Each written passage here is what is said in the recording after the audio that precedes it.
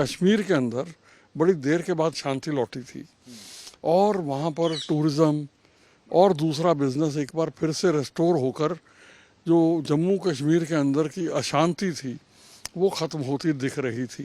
ये घटना के बाद फ़र्क पड़ेगा, जो कश्मीर के अंदर जो प्रॉस्पेरिटी और शांति जो आ रही थी उसमें एक बहुत बड़ा सेटबैक होगा।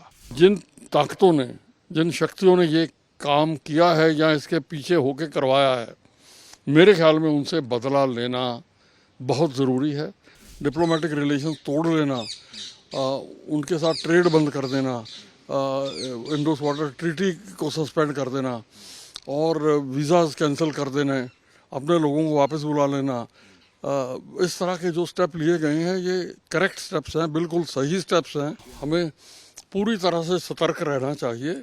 आने वाले दिन जो हैं ये कश्मीर के लिए, जैसे ये इंसिडेंट हो गई, पाकिस्तान वाले ये पंजाब के भी पीछे पड़ेंगे। जैसे मौका मिलेगा ये कुछ ना कुछ रिवाइव करने की कोशिश करेंगे और इस वक्त जो उनके पुराने सेल्स हैं उनकी एक्टिवेशन नज़र आ रही है, थोड़ी थोड़ी कोशिश हो रही है, तो बहुत सतर्क रहने की आवश्यकता है। ये हमेशा क्या होता है, बसों में भी उस तरह के इंसिडेंट पंजाब में भी हुए थे। बसों में से निकालकर सिर्फ हिंदुओं को मारा गया था।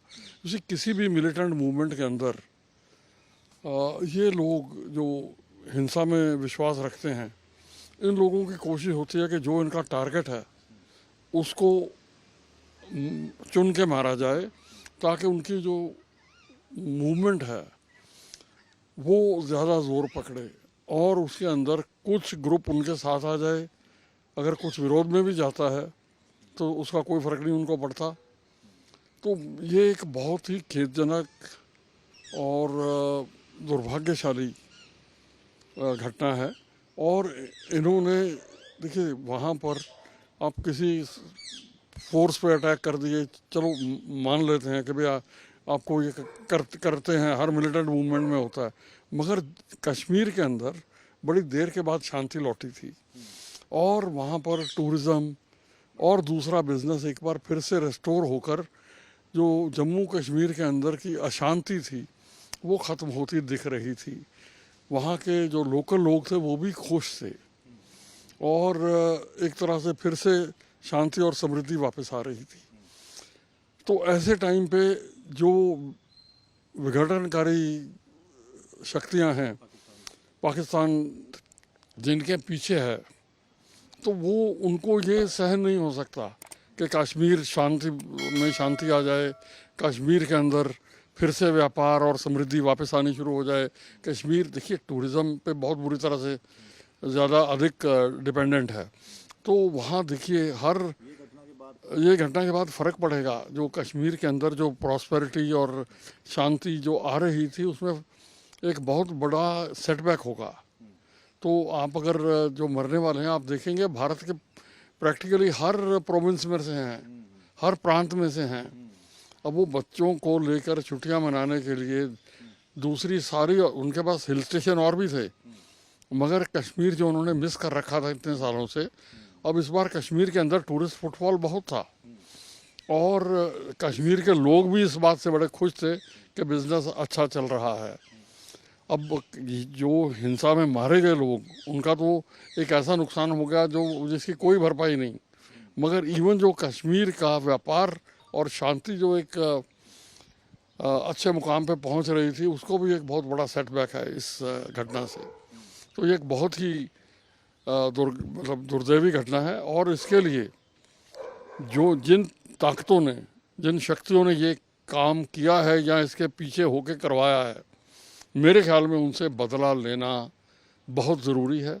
और जैसे पहले स्ट्राइक, सर्जिकल स्ट्राइक्स या और इस तरह का रिटेलिएटरी एक्शन हुआ है, उस तरह का एक्शन होना बहुत ज़रूरी है मेरे ख्याल में। मतलब उनको ये पता लगना चाहिए कि India is not a soft state. Bharat एक कमज़ोर देश नहीं है। अगर उसकी उसमें शांति की जगह को डिस्टर्ब किया जाएगा तो वो बुरी तरह हिट बैक करेंगे। तो मेरे विश्वास मुझे ये है, देखिए, और सामान्य नागरिकों के भी आज हर जगह पूरे देश में यही मांग है कि हमें उसका बदला लेना चाहिए।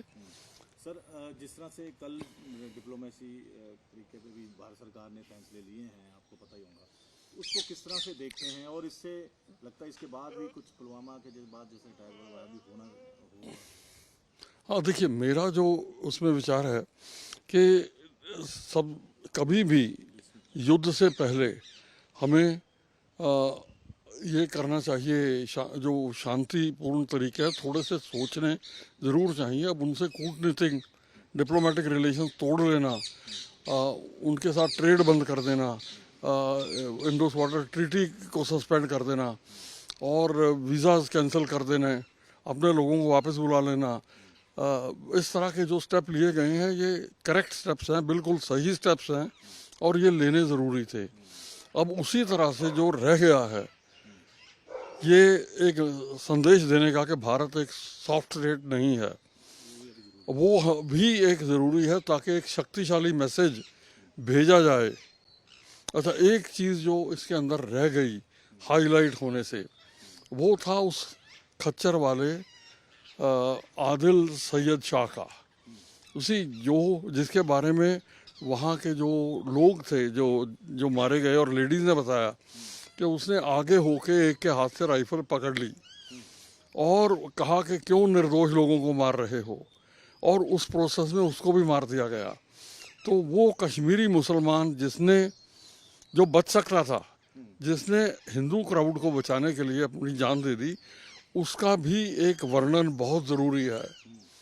उसी एक कश्मीरी मुसलमान अपनी जान दे गया ताकि देश के कुछ हिंदुओं को बचा सके, ये बहुत बड़ी बात है। आपको लगता नहीं कि जम्मू कश्मीर के जो रहने वाले हमारे इंडियन मुसलमान हैं वो अब हिंसा नहीं चाहते, कहीं ना कहीं से पाकिस्तान? देखिए बिल्कुल सही बात है। देखिए हिंदुस्तान में वायलेंट फेजेस आते रहे, मगर ये जो डाइवर्सिटी है, अलग अलग भाषाएं, अलग अलग जीवन शैलियाँ, उसी ये भारत की कमज़ोरी नहीं है, ये भारत की एक स्ट्रेंथ है।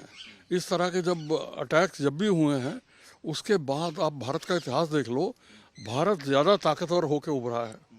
उसी डॉक्टर मोहम्मद इकबाल, उन्होंने एक बार क्या कहा था, उन्होंने कहा था कि यूनानो, बड़ी बड़ी सभ्यताएं जो थीं इस दुनिया के नक्शे से मिट गईं, यूनानो, मिस्र, रोमा सब मिट गए जहाँ से, लेकिन अभी है बाकी नामो निशान हमारा।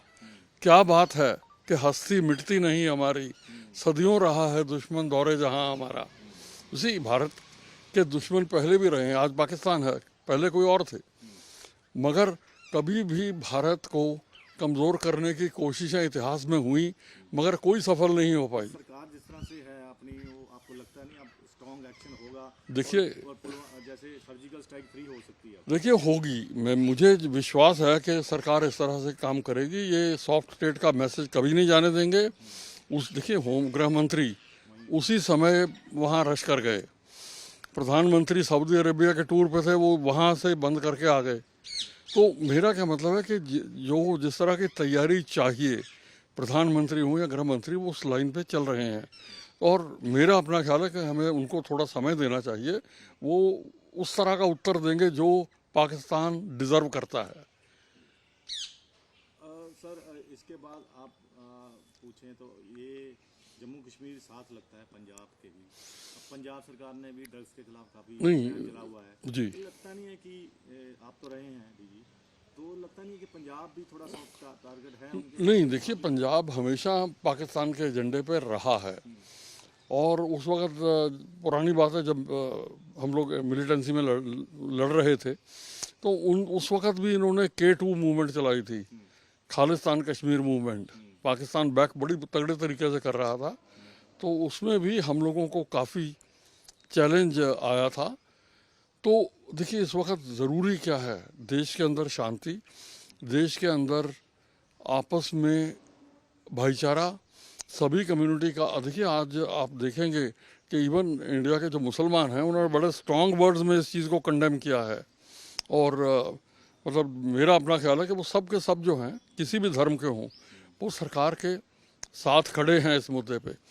उसी डॉक्टर मोहम्मद इकबाल ने एक बार हमारे लिए ज़रूरी है, नहीं तो हमें नुकसान होगा। डॉक्टर इकबाल बहुत अच्छा लिखते थे उन्होंने एक जगह लिखा है कि वतन की फिक्र कर नादां, मुसीबत आने वाली है।